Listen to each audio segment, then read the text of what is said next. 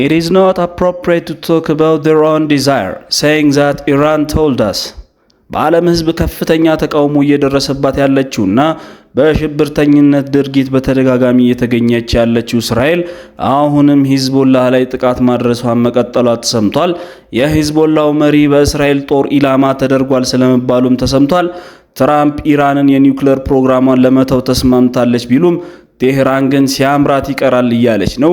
ከዚህ ጋር ተያይዞም ትራምፕ እምነት እየጎደላቸው ነው ተብሏል። የራሳቸውን ምኞት ኢራን ነገረችን እያሉ ማውራት ተገቢ እንዳልሆነም ፋርሶች እየተናገሩ ይገኛል። ኢራኖች የራሳቸውን ጥቅም የሚያስጠብቅ አዲስ የሰላም ሁኔታ ስለማስቀመጣቸውም ተሰምቷል። ኢራን የባህር ኃይል የሆርሙዝ ሰላጤ ሙሉ በሙሉ መቆጣጠር መጀመሩም ተሰምቷል። የኢራን አመራሮች አሜሪካን ማስጨነቃቸውን ቀጥለዋል። የአቡዳቢና የቴህራን ውጥረት እንደቀጠለም ይገኛል። የሁለቱ ሀገራት ቀጣይ ግንኙነት ምን ሊሆን ይችላል የሚለውን የበርካቶችን ቀልብ ስቧል። ፈረንሳይ ዘግይቶም ቢሆን ጦሯን ወደ መካከለኛው ምስራቅ ማሰማራቷን ጀምራለች።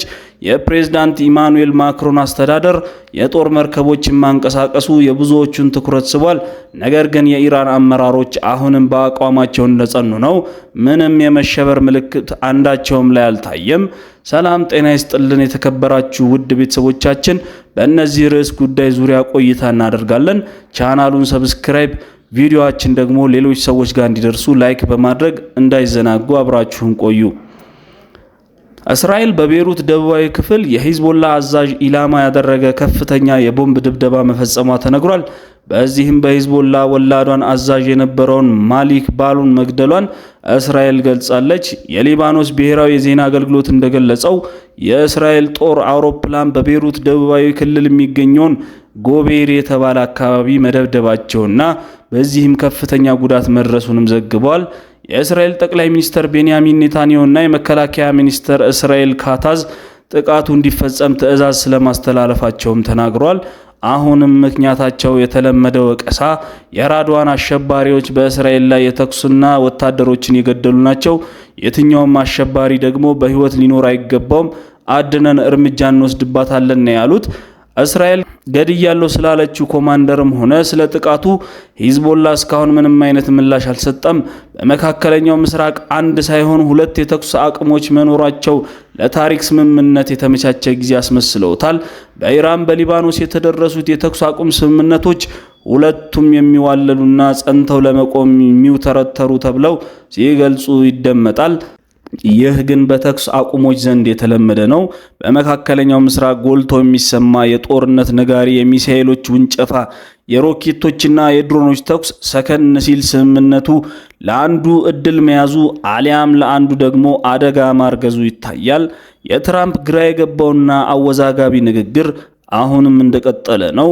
የአሜሪካው ፕሬዝዳንት ዶናልድ ትራምፕ ኢራን የኒውክሌር መሳሪያ ፈጽሞ ላለማምረት ከሌሎች ነገሮች በተጨማሪ መስማማቷንና በቀጣይ ጦርነት ለማስቆም የሚያስችል ስምምነት ለመድረስ በጣም እንደሚቻል ሲያስታውቁ ፕሬዝዳንቱ የተናገሩት በዋይት ሃውስ ውስጥ ባለው ኦፊስ የአሜሪካ 250ኛ ዓመት የምስረታ አባልን ምክንያት በማድረግ ጁን 14 ለሚካሄደው ትልቅ ዝግጅት ከዩኤፍሲ ተወዳዳሪዎች ጋር ባደረጉት ድንገተኛ ስብሰባ ላይ ለጋዜጠኞች በሰጡት መግለጫ ነው።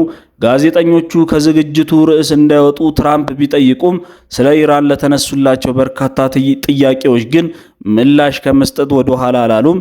ስምምነት ማድረግ ይፈልጋሉ ያሉት ፕሬዝዳንት ትራምፕ ባለፉት 24 ሰዓታት ውስጥ በጣም ጥሩ ውይይቶች አድርገናል፣ ስምምነት ላይ መድረሳችን በጣም የሚቻል ነው ሲሉም ተደምጠዋል። በተለይ ኢራን የኒውክሌር ጦር መሳሪያ ፈጽሞ ለዓለም መስማማቷን ፕሬዝዳንቱ ደጋግመው ቢገልጹም ይህን የትራምፕን እኔ ይገባኛል ጥያቄ ግን በኢራን በኩል እስካሁን ማረጋገጫ አልተሰጠበትም። አሁን ላይ ቴህራን ጦርነቱን ለማስቆም የቀረበላትን የአሜሪካ የሰላም ሐሳብ በመገምገም ላይ ትገኛለች ነው የተባለው። በአሜሪካ መገናኛ ብዙሃን ሲዘገብ የነበረው የ30 ቀናት የድርድር ጊዜ ገደብ በተመለከተም የተጠየቁት ትራምፕ የጊዜ ገደቡ መለዋወጥ የሚችል መሆኑን ጠቁመው በድርድር ላይ በፍጹም የጊዜ ገደብ ሊኖር እንደማይችል ለጋዜጠኞችም ተናግረዋል። የአሜሪካ አስተዳደር ስለ ድርድሩ ሂደት ዝርዝር መረጃዎችን ከመስጠት ቢቆጠቡም ባለስልጣናቱ ግን ሂደቱ በጥሩ ሁኔታ ላይ እንደሚገኝ እየገለጹ ይገኛሉ። በሌላ በኩል ዋይት ሃውስ በወታደራዊ እርምጃ ማለትም ኪንቴክ ሚሊተሪ ኦፕሽን አሁንም በጠረጴዛ ላይ ያለ አማራጭ መሆኑን ክፍት ቢያደርግም ቢያንስ በይፋዊ መግለጫዎች ላይ ይህ ወታደራዊ አማራጭ አስፈላጊ እንደማይሆን ያላቸውን እምነት በማንጸባረቅ ላይ ይገኛሉ። የኢራን ምላሽ ዋሽንግተንና ቴህራን ስምምነት ላይ ሊደርሱ እንደሚችሉ የሚጠቁሙ ዘገባዎች መውጣታቸውንም ተከትሎ ኢራን በአሜሪካ የቀረበው የድርድር እቅድ አሁንም እየታሰበበት መሆኑን እንገልጻለን። የአሜሪካው የዜና ምንጭ አክሲዮስ ባወጣው ዘገባ ዋይት ሃውስ 14 ነጥቦችን የያዘ የመግባቢያ ስምምነት ከኢራን ሊፈረም ይችላል የሚል እምነት እንዳለው አስነብቦ ነበር። የኢራን ከፍተኛ የፓርላማ አባላት ግን ጉዳዩ ምኞት ሲሉ አጣጥለው፣ ነገር ግን የኢራን የውጭ ጉዳይ ሚኒስትር አባስ አራግቺ በአሜሪካ የስምምነት መስፈርት ችላ እንዳላሉትና ያላትንም አቋም ለፓኪስታን አደራዳሪዎች እንደምታሳውቅ ተናግረዋል። የኢራን የውጭ ጉዳይ ሚኒስትር ቃል አቀባይ ኢስማኤል ባጋይ የአሜሪካ የውሳኔ ሐሳብ አሁንም በኢራን እየተገመገመ ነው፣ እንደተጠናቀቀ አስተያየቷን ለፓኪስታን ወገን ታሳውቃለች ሲሉ ኢስና ለተሰኘው ለኢራን ተማሪዎች የዜና ወኪል አስረድተዋል። የፓኪስታን የውጭ ጉዳይ ሚኒስትር በበኩላቸው ሀገራቶቹን የተኩስ አቁም ወደ ዘላቂ የጦርነት ማቆም ለመቀየር እየጣረች መሆኑን ገልጸዋል። ፕሬዝዳንት ዶናልድ ትራምፕ ደግሞ አሜሪካ ባለፉት 24 ሰዓታት ውስጥ ከኢራን ጋር እጅግ ጥሩ ንግግር አድርጋለች ሲሉ ስምምነት ላይ ሊደርስ እንደሚችል ጠቁመዋል። በአክሲዮስ ዘገባ እንደሚያመለክተው ባለ አንድ ገጹ መግባቢያ ስምምነት በዝርዝር ለሚካሄድ የኒውክሌር ድርድር ማዕቀፍነት የሚያገለግል 14 ነጥቦችን ይዟል ነው የተባለው። ከስምምነት ነጥቦቹ መካከል ኢራን የኒውክሌር የማበልጸግ ተግባራት እንድታቆም ስለማድረግ ማዕቀብን ስለማንሳት እና በሆርሙዝ ሰላጤ በኩል የሚደረግ ነፃ ጉዞ መልስ የሚሉ ይገኙበታል። በዘገባው የተጠቀሱት ሁለቱ ለጉዳይ ቅርበት ያላቸው ሰዎች እንደተናገሩት ኋላ የሚደርሰው የመጨረሻ ስምምነት የሚመሰረተው በዚህ እቅድ ውስጥ በተካተቱ ነጥቦች ላይ ነው ብለዋል። ሮይተርስ የዜና ወኪል ባወጣው ዘገባ ቢያረጋግጥም እስካሁን ድረስ የስምምነቱ ነጥቦች ለሕዝብ ይፋ አልሆኑም። በኤክስ ገጻቸው አክሲዮስ ስላወጣው ዘገባ ምላሽ የሰጡት የኢራን ፓርላማ የብሔራዊ ደህንነትና የውጭ ጉዳይ ፖሊሲ ኮሚሽን ቃል አቀባይ ኢብራሂም ረዛይ አሜሪካውያን ፊት ለፊት በሚደረግ ድርድር ያላገኙትን ነገር እየተሸነፉ ባሉበት ጦርነት አያገኙትም ብለዋል። ኢራን ጣቷ ቃታው ላይ እንደሆነና ዝግጁ መሆኗን የገለጹት ረዛኢ አሜሪካ እጅ ሰጥታ ከአቋሟ ፈቀቅ ማትል ከሆነ ቴህራን ከባድና ጸጸት የሚያመጣ ምላሽ እንደምትሰጥ አስጠንቅቀዋል። ፕሬዝዳንት ትራምፕ በበኩላቸው አሜሪካ እርምጃ መውሰድ እንደምትጀምር የተለመደ ዛቻቸውን በትሩዝ ሶሻል የማህበራዊ ሚዲያ ገጻቸው ላይ ባሰፈሩ ጽሑፍ ኢራን ስምምነት ላይ ካልደረሰች ድብደባው ይጀምራል፣ በሚያሳዝን ሁኔታ ከበፊቱ የበለጠም ክብደት ይኖረዋል ብለዋል። በአሁኑ ከምዕራባውያን ጋር በሚደረገው ድርድር ላይ ኢራን አቋሟ ከምን ጊዜውም በላይ ግልጽ እየሆነ መጥቷል። ቴህራን እጅግ ጥብቅ የሆኑ ቀይ መስመሮችን ያስቀመጠች ሲሆን በዋናነት የኒውክሌር ማበልጸግ ፕሮግራሟ ፈጽሞ ለድርድር የማይቀርብ መሆኑን አሳውቃለች።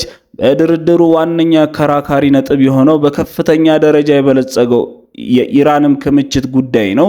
ይሁን እንጂ ኢራን ይህን ክምችት ከሀገራዊ ውጪ አሳልፈው ለመስጠት እንደማትስማማና እንደማታስበው ጠንካራ ተቃውሞ እያሳየች ይገኛል።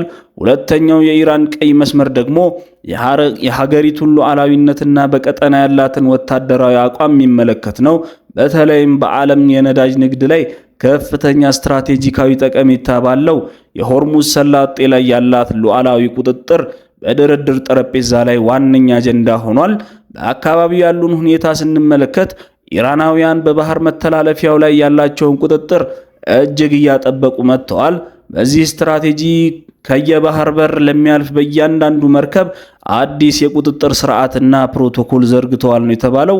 በአዲሱ አሰራር መሰረት ማንኛውም መርከብ በስፍራው ለማለፍ ከኢራን ቤተሰብና የባህር ኃይል አስቀድሞ ማስተባበርና የማለፊያ ፍቃድ ማግኘት ይጠበቅበታል። ከዚህ ባሻገር መርከቦቹ ለአብዮታዊ ዘብ የባህር ኃይል መተላለፊያ ቀረጥ አሊያም ክፍያ እንዲፈጽሙ ግዴታ ተጥሎባቸዋል።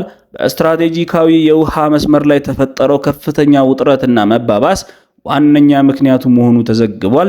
የኢራን ፓርላማ አፈ ጉባኤ ሙሐመድ ባጋር ጋሊባፊ አሜሪካ በኢራን ላይ የምታደርገውን የኢኮኖሚና የሚዲያ ጫና ሀገሪቱን ለመከፋፈል እጅ እንድትሰጥ ለማስገደድ ያለመ ነው ሲሉም አውግዘዋል። በተጓዳኝም ቴህራን በዓለም አቀፍ ንግድ ስትራቴጂካዊ በሆነው የሆርሙዝ ሰላጤ ላይ ያላትን ወታደራዊ ቁጥጥር ይበልጥ እያጠበቀች መሆኑ ተዘግቧል። አፈጉባኤው በፋርስ የዜና ወኪል በኩል ባስተላለፉት መልእክታቸው ጠላት ያሏት አሜሪካ በኢኮኖሚ ጫናዋ ከፍተኛ ተስፋ እንዳደረገች ገልጸው ሆኖም ይህን የተሳሳተና የውሸት ሪፖርት ላይ የተመሰረተ ውሳኔ መሆኑንም አስገንዝበዋል። ይህ የተሳሳተ ውሳኔ ሁሉም አካል ለጉዳት የሚዳርግ ነው ያሉት ጋሊባፊ የጫናው መጠን ምንም ያህል ቢበረታም የኢራን ሕዝብ ለሀገር ነጻነትና ሉዓላዊነት ሲል ችግሩን በጽናት እንደሚቋቋሙ አረጋግጠዋል። በሌላ በኩል ኢራን በአካባቢው ካለው የጦርነት ውጥረት ጋር በተያያዘ በሆርሙዝ ሰላጤ ላይ አዲስ የማፈኛና የቁጥጥር ስር ተግባራዊ ማድረግ ጀምራለች። ዘጋቢዎቹ ከቴህራን እንዳደረሱት መረጃ ከሆነ ኢራን ባለፉት 48 ሰዓታት ውስጥ በወሰደቻቸው እርምጃዎች የባህር መስመሩ ሙሉ በሙሉ ቁጥጥር ስር እያዋለች ትገኛለች። በአዲሱ የኢራን መመሪያ ወይም ፕሮቶኮል መሰረት ማንኛውም የንግድ ሆነ ሌላ መርከብ በዚህ ስትራቴጂካዊ የባህር መስመር ለማለፍ ከኢስላሚክ ሪፐብሊክ ኦፍ ኢራን የባህር ኃይል ጋር አስቀድሞ ማስተባበርና ደህንነቱ የተጠበቀ መስመር እንዲሰጠው ማድረግ ይጠበቅበታል። ይህንን በማያደርጉ መርከቦች ላይ የኢራን ባህር ኃይል ወታደራዊ እርምጃ እንደሚወስድ አስጠንቅቋል። ይህ አዲስ እንቅስቃሴ ቴህራን የሆርሙዝ ሰላጤን እንደ ትልቅ የመደራደሪያ ካርድ እየተጠቀመችበት መሆኑን በግልጽ የሚያሳይ ነው።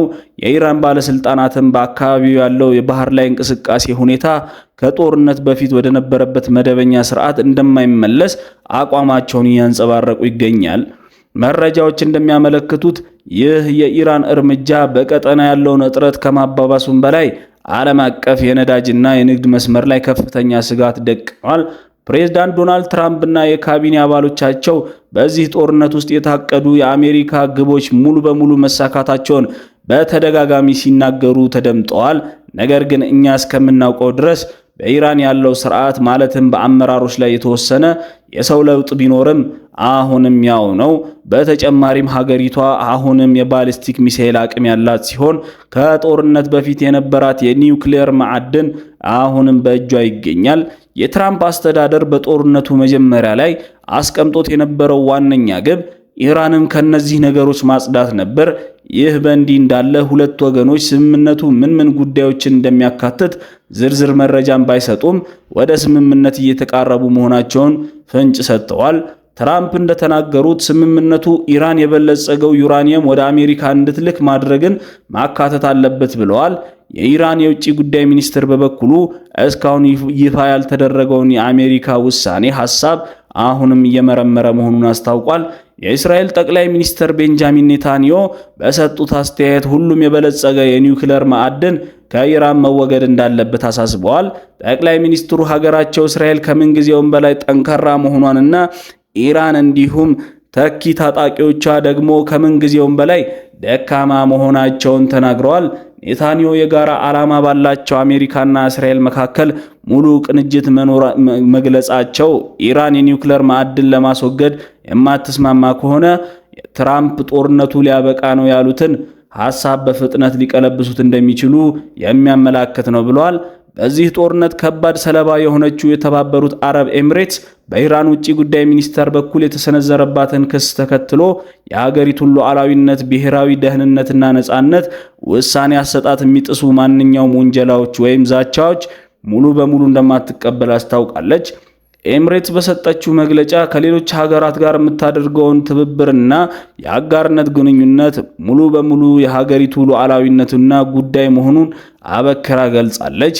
በመሆኑም በሀገሪቱ ደህንነት፣ በተቋማቶቹ ነዋሪዎች፣ በጎብኚዋ ላይ በቀጥታም ሆነ በተዘዋዋሪ ዛቻን ያዘለ ማንኛውም ንግግር የመልካም ጉርብትና መርሆችን፣ የዓለም አቀፍ ሕግጋትና የተባበሩት መንግስታት ድርጅት ቻርተርን የሚጻረር ፈጽሞ ተቀባይነት የሌለው ባህሪ ተደርጎ እንደሚወሰድ አስገንዝባለች። ይህ የኤሚሬትስ ጠንካራ ምላሽ ሊሰጥ የቻለው ቴህራን እና አቡዳቢን ከኢራን ጠላቶች ጋር በመተባበር እንዲሁም ከአሜሪካና ከእስራኤል ጋር ወግነው ለቆሙ የውጭ ወታደራዊ ሰፈሮችና የጦር መሳሪያ ማረፊያዎች እየሆነች ነው ስትል በቀጥታም መወንጀሏን ተከትሎ የተፈጠረ ነው። የሁለቱ ሀገራት የቃላት ጦርነት በቀጠና ያለውን የጂኦፖለቲካዊ ውጥረት ይበልጥ እያባባሰው ይገኛል። አሜሪካና እስራኤል በኢራን ላይ የከፈቱት ጦርነት ሁለተኛ ወሩን ሲይዝ የተባበሩት አረብ ኤምሬትስ የቴህራን ግልጽ ኢላማ እየሆነች መጥታለች። በዚህ ጦርነት ኢራን የጥቃት አድማሷን እስራኤል ላይ ብቻ ከማድረግ ባሻገር በባህረ ሰላጤ ትብብር ምክር ቤት ማለትም ጂሲሲ አባል ሀገራት በሺዎች የሚቆጠሩ ድሮኖችና ሚሳኤሎችን ስተኩስ እንደነበር ይታወሳል። ይህም ቴህራን በአካባቢ የሚገኙ የአሜሪካ የጦር ሰፈሮችን ለመምታት የሰጠችውን ዛቻ ወደ ተግባር መለወጧን ያሳያል። ኢራን ግጭቱን በማስፋት ለሁሉም ወገኖች የጦርነት ወጪ ለመጨመርና የባህረ ሰላጤ ሀገራት አጋር የሆነችውን ዩናይትድ ስቴትስ የተኩስ አቁም ስምምነት እንድትቀበል ጫና እንዲያደርጉ ግፊት ለማድረግ ትጥራለች። በምላሹ አቡዳቢ ለቴህራን ባልተለመደ መልኩ ከረር ያለ አነጋገር በመጠቀም የሆርሙዝ ባህር ወሽመጥ ለማስጠበቅ በሚደረገው ጥረት ላይ አሜሪካን እንደምትቀላቀል አስፈራርታለች። የተባበሩት አረብ ኤምሬትስ ለረጅም ጊዜ ቀጠና ኢኮኖሚ የዲጂታልና የሚዲያ ማዕከል መኖር ስትገልጽ የነበረው በጦርነቱ ከፍተኛ ተጽዕኖ ደርሶባታል። ከኢራን ሚሳኤልና የድሮን ጥቃቶች ጋር ተያይዞ ከሚከሰቱ ፈጣን የድህነት ስጋቶች በተጨማሪም የሀገሪቱ ዋና የአክሲዮን ገበያ የሆነው ኤዲኤስ ጀነራል በባህር ሰላጤው ገበያዎች ከፍተኛ ኪሳራ አስመዝግቧል። ባለፈው አንድ ወር ውስጥም የአክሲዮኖቹ ገበያ በ11.42 በመቶ ቀንሷል ሲል የትሬዲንግ ኢኮኖሚክስ መረጃ አመላክቷል።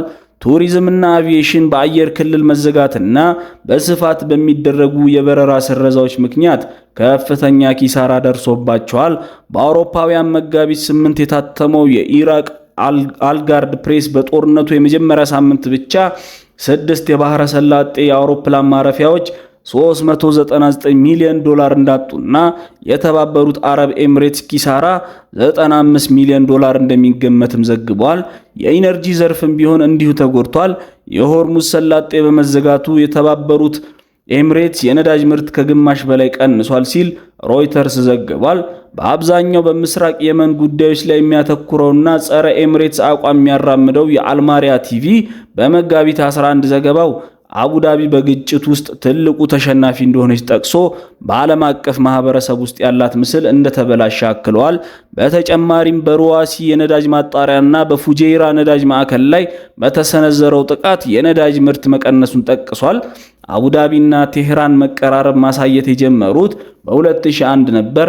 በቴህራንና በሳውዲ አረቢያ መካከል መደበኛ ዲፕሎማሲ ግንኙነት ወደ ነበረበት ለመመለስ ቻይና ያደረገችውን ጥረት ተከትሎም ከፍተኛ ለውጥ አሳይቷል። የግንኙነቱ መሻከር ዋናው ምክንያት በአብዛኛው የተባበሩት አረብ ኤምሬትስ የኢኮኖሚ ጥቅሞች ብሎም በሪያድ ጋር ባላት ፉክክር ውስጥ ራሷን እንደ ቀጠና ሀያል አገር ለማስቀመጥ ካላት ፍላጎት የተነሳ ነው። ይሁን እንጂ የአሁኑ ጦርነት የተባበሩት አረብ ኤምሬትስ እና ኢራን ግንኙነት ላይ ከፍተኛ ተጽዕኖ አሳድሯል። ይህም ወደ መወነጃጀልና ዛቻዎች እንዲያድግ አድርጎታል። በዚህ ወር መጀመሪያ ላይ ዩኤኢ በቴህራን የሚገኘውን ኤምባሲዋን ዘግታ ኢራን በግዛቷ ላይ በሰነዘረችው ጥቃት ምክንያት አምባሳደሯና ዲፕሎማቶቿን አስወጥታለች። በተጨማሪም በአቡዳቢ የቴህራን አምባሳደር ሬዛ ሜሪን በመጥራት ጠንካራ የተቋሙ መልእክት ማስተላለፉ አይዘነጋም። የባህረ ሰላጤ ሀገራት ህብረት ውይይትን የሚያጎላ መልእክት ቢያስተላልፍም አንዳንድ የሚዲያ ዘገባዎች እንደሚጠቁሙት ከሆነ ሳውዲ አረቢያና ዩናይትድ አረብ ኤምሬትስ ከኢራን ጋር በሚደረገው ውጊያ ውስጥ ለመሳተፍ እየጣሩ ነው። ይህ ለውጥ በአቡዳቢና በቴህራን መካከል ግንኙነታቸውን ለማስተካከል ያለውን ማንኛውም ዕድል ሊያደናቅፍ ይችላል ነው የተባለው። ዘግየት ብላ ጦርነቱን ልትቀላቀል እያኮበኮበች ያለችው ፈረንሳይ አሁን ላይ የፈረንሳይ ግዙፍ አውሮፕላን ተሸካሚ መርከብ በቀይ ባህር አልፎ ወደ ሆርሙዝ ሰላጤ እያቀና መሆኑ ተሰምቷል። የፈረንሳይ መከላከያ ሚኒስቴር እንደገለጸው አውሮፕላን ተሸካሚ መርከቡ ማለትም ቻርልስ ደጎል የተሰኘ ወታደራዊ መርከብ በስዊዝ ካናል በኩል ወደ ደቡባዊ ቀይ ባህር እየተጓዘ ይገኛል። የዚህ ግዙፍ መርከብ መዳረሻ በሆርሙዝ ሰላጤ ሲሆን ዓላማውም የዚህን ወሳኝ መርከብ መተላለፊያ ደህንነት ማስጠበቅ ነው ተብሏል። የፈረንሳይና የእንግሊዝ መሪዎች ሆርሙዝ ሰላጤን ለማስከፈት የሚያስችል ተነሳሽነት የወሰዱ ሲሆን በእቅዳቸው መሰረት የ40 ሀገራት የጦር ኃይሎች የሚሳተፉበት የመጠበቅ ዘመቻ ይከናወናል። ቻርልስ ደጎል አሁን ወደዛ ጉዞ እያደረገ ያለው ይህን ለማስተባበር ነው ተብሏል። የፈረንሳይ ቤተ መንግስት በሰጠው መግለጫ የሆርሙዝ ባህረ ሰላጤ ጉዳይ በአካባቢው ካለው ውጥረትና ድርድር ውጪ ሆኖ በዓለም አቀፍ ኃይሎች ጥበቃ ስር እንዲወድቅ የሚያስችል ምክረ ሐሳብ አቀርቧል። ቤተ መንግስቱ የምክረ ሐሳብ ለአሜሪካና ለኢራን ማሳወቁንም ገልጾ በምክረ ሐሳብ ውስጥ ከሁሉም ሰላጤዎች ሆናችሁ ተደራደሩ የሚል እንዳለበት ጠቅሷል። በመሆኑም የኢራን መርከቦችን በሆርሙዝ ሰላጤ በኩል እንዲተላለፉ የሚፈቅድላቸው መሆኑን አስረድቷል። በፈረንሳይ ለቀረበው ለዚህ ምክረ ሐሳብ አሜሪካና ኢራን ምን መልስ እንደሰጡ የተገለጸ ነገር ባይኖርም ቻርልስ ደጎል ግን ወደ ሰላጤው እየተጓዘ ይገኛል። ቻርልስ ደጎል ወደ ሀክል አራፋ የተሰኘ ተዋጊ ጀቶችና በርካታ ፍሪጌት የተሰኙ የጦር ጀርባዎችን የጫነ መሆኑን አላይን ዘግቧል። የተከበራችሁ ውድ ቤተሰቦቻችን ስለተከታተላችሁን ከልብ እናመሰግናለን። ሰላም በእናንተ ላይ ይስፈን።